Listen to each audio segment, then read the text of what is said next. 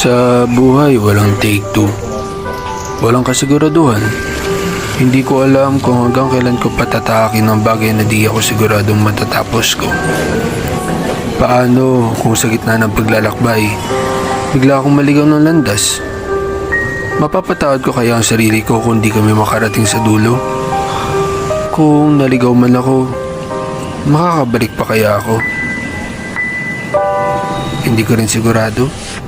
Pero ganun talaga eh. Hindi naman hihinto ang mundo. May mauuna, may maiiwan.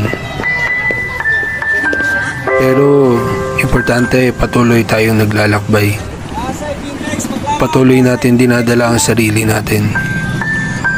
Kaya ito ako ngayon. Hindi man sigurado pero alam kong malayo na ako.